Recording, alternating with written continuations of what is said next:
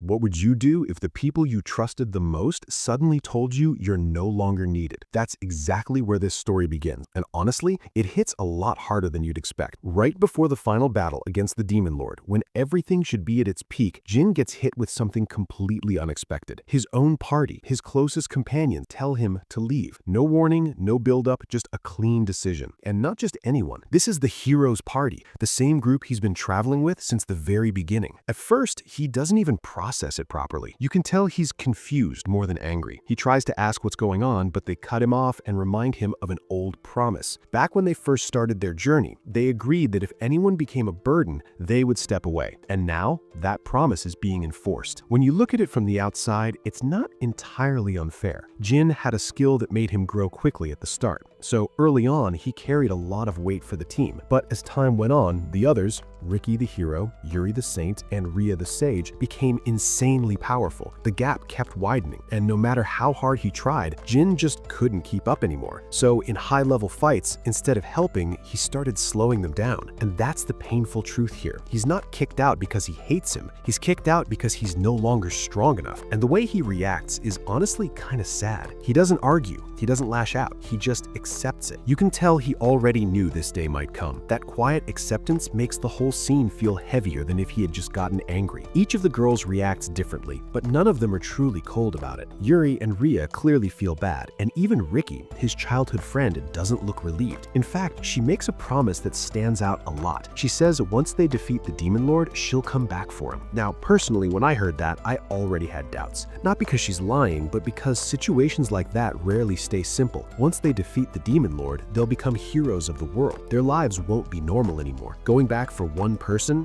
it sounds nice, but reality doesn't usually work like that. Jin seems to understand that too. He doesn't call her out on it, but you can feel that he doesn't fully believe it will happen. After saying his goodbyes, he leaves quietly, trying to keep things as normal as possible. No drama, no scene, just a simple thank you, even though it clearly hurts him. That part felt very real. But here's where things start getting interesting, because while Jin thinks this is the end of his journey with them, for the girls, it's actually the beginning of something else. Later that night, we see Ricky alone in her room, and her thoughts completely flip the situation. She's not thinking about the Demon Lord seriously. She's thinking about Jin. More specifically, she's thinking about marrying him. Turns out, their relationship goes way deeper than just party members. They've known each other since childhood, and Jin has always been someone special to her. Back when she struggled to control her power, he was the only one who stayed by her side without judging her. And at some point, when they were kids, they made a promise. If she defeated the Demon Lord, he would marry her. Now that explains everything. From her perspective, kicking Jin out wasn't rejection,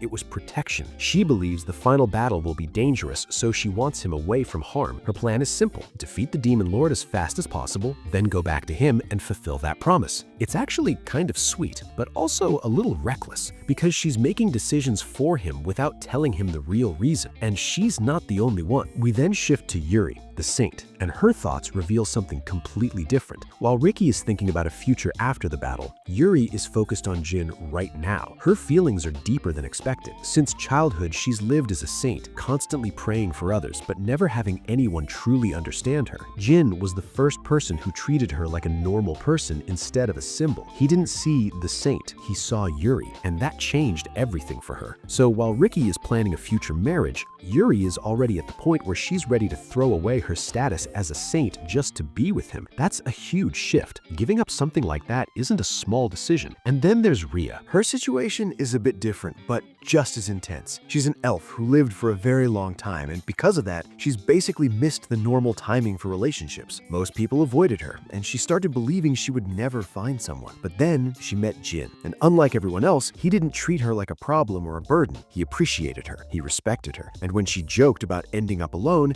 he casually said he'd marry her if it came to that. For him, it was just kindness. For her, it meant everything. So now you've got three incredibly powerful women, all in love with the same guy, and none of them are planning to back down. Meanwhile, Jin has no idea. After leaving the party, he heads back to his hometown, with Ria helping him get there using teleportation. Compared to everything that just happened, this part feels calm, almost peaceful. He's nervous about returning home, unsure how to face his parents after everything, but when he arrives, they welcome him normally, without any judgment. That moment gives him a bit of emotional relief. And then, Ria does something completely unexpected. Before Jin can even explain anything, she introduces herself to his parents as his fiance. No hesitation, no build-up, just straight to the point. The reaction is exactly what you'd expect. Shock, confusion, chaos. Even Jin himself is completely thrown off. He tries to slow things down, but Rhea doesn't backtrack. She openly tells him she loves him. And this isn't played as a joke, she's serious. Jin, to his credit, doesn't immediately accept or reject her. He takes a more realistic approach. He admits that he doesn't love her yet, but he's willing to try and see her that way moving forward. Honestly, that response felt surprisingly grounded. In a situation like that, jumping straight into "I love you too" would feel fake. This way, it actually feels believable. Just as things start to settle, everything gets interrupted again. Out of nowhere, Ricky and Yuri crash into the scene, literally. What follows is complete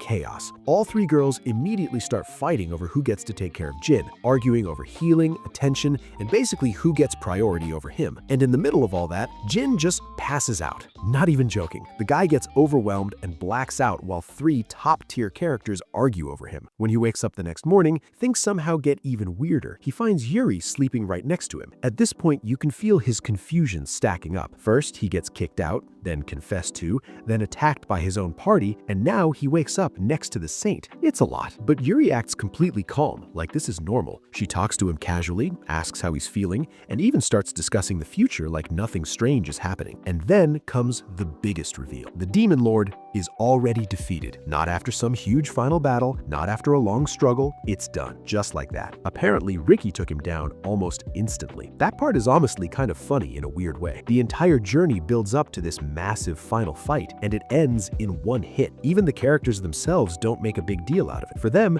the real focus has shifted completely to Jin. Now that the world is at peace, Jin assumes everything is over. He plans to go back to a normal life, farming, hunting, just living quietly. But Yuri isn't thinking the same way. She starts talking about the future and casually brings up marriage. Not as a joke, not as a maybe, as something she fully intends. Then she confesses properly. And this one feels different. Unlike Rhea, who was straightforward and bold, Yuri's confession comes from years of emotional buildup. She explains how much she meant to him, how he saved her mentally, and how she wants to stay by his side. Jin, again, is completely overwhelmed. And honestly, at this point, I don't blame him. In the span of what feels like a single day, his life has flipped completely. Right as Yuri presses closer to him, pushing things further than before, you can feel the situation reaching a breaking point. Jin is barely holding it together mentally, and everything around him is moving way faster than he can process. And right at that breaking point, Ricky shows up. Perfect timing, honestly. If she hadn't interrupted, things probably would have escalated in a way Jin couldn't handle yet. Both of them immediately try to act normal, throwing out weak excuses, but it's obvious something was going on. Yuri quietly backs off, saying she's already said what she needed to say,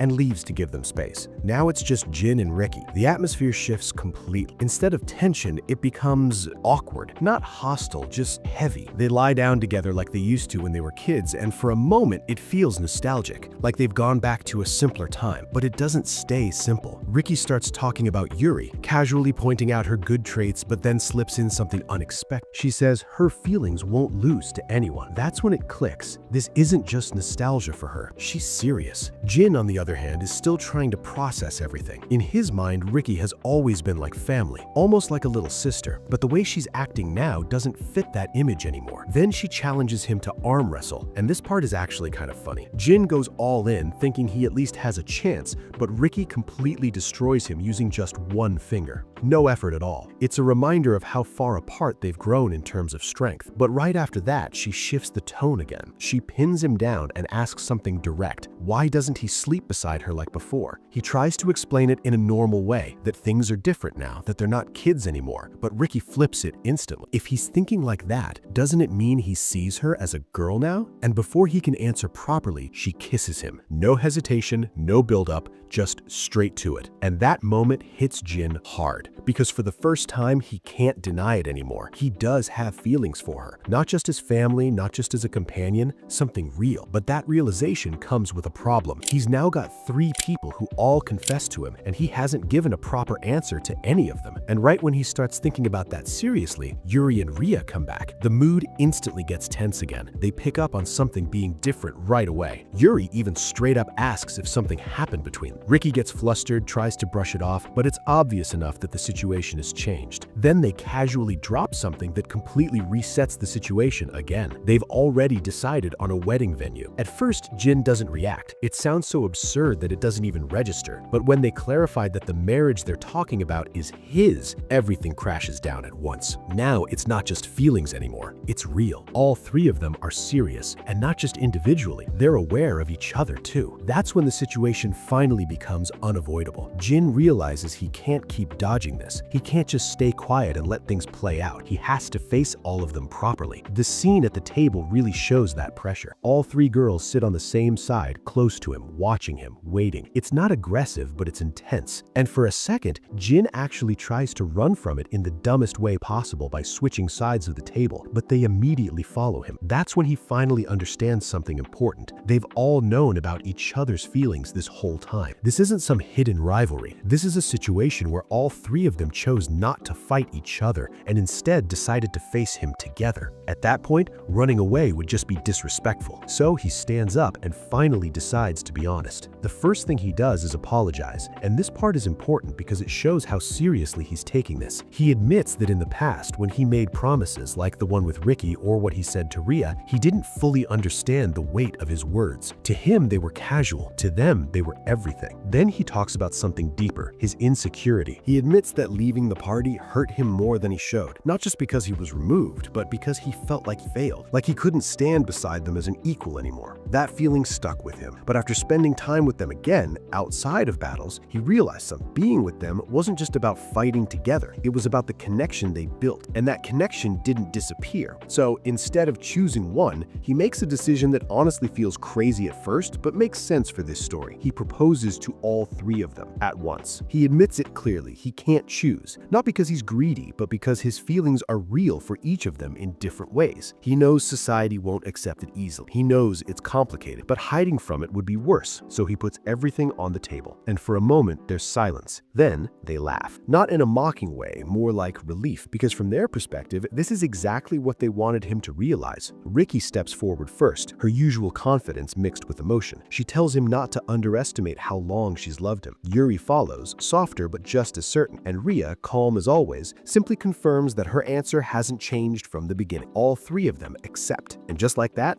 it's decided. Jin, who started the day getting kicked out of his party, is now engaged to all three of them. Honestly, the speed of the shift is kind of wild, but at the same time, it doesn't feel random. Everything was building towards this. It just all exploded at once. But of course, accepting the relationship is one thing. Making it work in the real world is something else entirely, because now comes the actual problem: status. They're not just normal people. One is the hero, one is the saint, and one is a sage. You can't just casually marry all three as a random villager. That's not how society works in this world. So they take the next step. They go straight to the king. And this part is unexpectedly funny because instead of being strict or intimidating, the king immediately runs up and hugs Jin like a proud grandfather. Turns out he already knows him well and has been watching his role in the hero's journey. That alone says a lot. Even if he didn't think he mattered much, people were paying attention. When the topic of marriage comes up, the king doesn't reject it. In fact, he understands it pretty quickly. But there's a clear condition. If Jin wants to marry all three of them, he needs status. Specifically, he needs to become a noble. That's the only way society will even consider accepting a relationship like this. At first, Jin doubts it. Becoming a noble isn't something you just do. It usually requires massive achievements, things like military success or groundbreaking contributions. And in his mind, he doesn't qualify because he wasn't there for the final battle. But the others immediately shut that down. They remind him of something he's ignoring. The Demon Lord has already been defeated, and even if he wasn't there at the very end, he was part of the journey that made it possible. The king agrees. He makes it clear that Jin's contribution mattered, that the journey itself wasn't just about the final fight, it was about everything that led up to it. And because of that, he approves it. Jin is recognized, not as a burden, not as someone who fell behind, but as someone who was necessary. That moment feels like a quiet payoff for everything he went through earlier, from being told he's no longer needed to being acknowledged at the highest level. After that, things move into a more relaxed phase. Back at home, there's a celebration. His parents are happy, the girls are openly talking about their future, and for the first time, everything feels stable. But even then, one small problem sneaks in. When Jin asks a simple question, who goes first in the wedding, it immediately turns into competition again. All three of them claim it should be them. And just like that, you're reminded that even though they agreed to share him, they're still rivals. Now, right when things feel settled again, the story quietly shifts somewhere else, back to the Demon Lord's castle. And this part introduces something new. The Demon Lord isn't acting like a villain anymore. After being defeated, he's completely changed. changed. Instead of wanting to conquer the world, he now wants coexistence with humans. That alone is strange. But the real reaction comes from his daughter. She can't accept it. To her, this change feels wrong, like something unnatural has happened. She believes the heroes are responsible, and she refuses to accept a peaceful ending. So she makes a decision. She's going to take matters into her own hands. Just when things finally start to calm down, you get that feeling. It's too peaceful. And yeah, that feeling turns out to be right. While Jin and the others are slowly settling into this new life, far away from all the chaos of the demon war, something else is already moving in the background. The demon lord may be gone, but the story definitely isn't over yet. We shift back to the demon side, and this is where things start building toward the next conflict. The former demon lord is completely calm, almost too calm. He already knows what his daughter is planning, and instead of stopping her, he just lets things play out. That alone feels suspicious. His daughter, Hina, is the complete opposite. She's furious. In her eyes, the demon race didn't just lose, they were changed, and not in a good way. Her father, who used to be a terrifying ruler, now talks about coexistence with humans like it's normal. She can't accept that. So she sets her target clearly, the heroes. More specifically, Jin and his group. And the way she says it, it's not just revenge. She wants to drag them into fear, to break everything they've built. And then she heads straight for the royal capital. Now, back on Jin's side, the tone is completely different again. Out of nowhere, Jin suggests building a house. It sounds random at first, but when you think about their current situation, it actually makes sense. All four of them are living together in one cramped space. No privacy, constant tension, especially with his parents occasionally walking in on them. Yeah, that's definitely not sustainable. Rhea immediately reacts strongly, saying it's impossible, mostly because she's thinking practically. But Ricky flips sides instantly and supports the idea, calling it a love nest without hesitation. And just like that, it becomes a real plan. To escape the chaos for a bit, Jin takes Ricky outside, and this leads into one of the calmer, more personal moments in the story. They sit under a tree, away from everyone else, and for the first time in a while, things feel quiet. He braids her hair, something simple but meaningful, and you can see how much that small moment means to her. She's been waiting for this kind of one-on-one time for a long time, and then Jin does something unexpected. He becomes more forward about it. Instead of holding back like before, he hugs her from behind and admits that this is what he's wanted to do. That shift is important. It shows he's no longer just reacting to their feelings. He's starting to act on his own. Ricky is clearly happy, but also a bit overwhelmed. And honestly, this part feels like a natural progression. After everything that happened, it would have been weird if he stayed passive forever. Of course, the moment doesn't stay private for long. Yuri and Rhea show up again, somehow sensing what was going on. And yeah, they don't let it slide. This teasing, jealousy, and that same competitive energy comes right back. Then we move into the house building part, and this is where Rhea really shows off. She doesn't just plan the house, she summons an undead dragon to do the construction work, which is kind of insane when you think about it. But in this world, it actually fits, and it also reinforces how powerful she really is. At the same time, the whole who's the better wife competition starts again. Each of them tries to prove their value in different ways,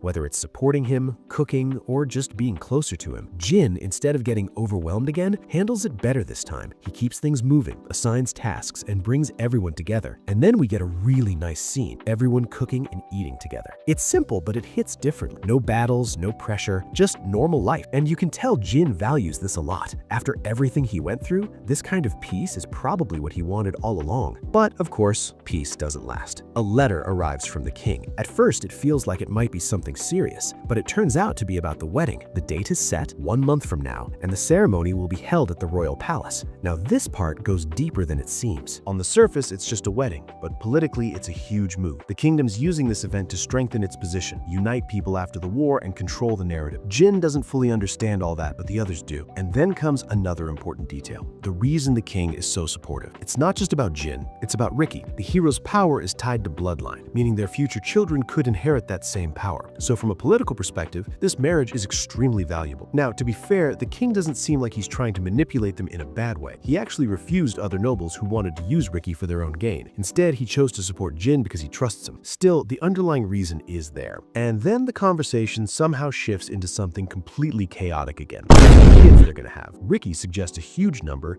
Yuri agrees, Rhea goes goes even further. Jin is completely overwhelmed. Honestly, that part felt like a reality check. The guy just got engaged and now he's being hit with future family planning at insane levels. After that, things calm down again, and the king sends them off to enjoy the city. The capital is lively, almost like a festival. People are celebrating peace, and you can feel how much the world has changed after the Demon Lord's defeat. To avoid attention, they use disguises and walk around like normal people. And this part is actually really fun. They see food modeled after themselves. Cakes, bread, even exaggerated versions of their features. Some of it is flattering, some of it is...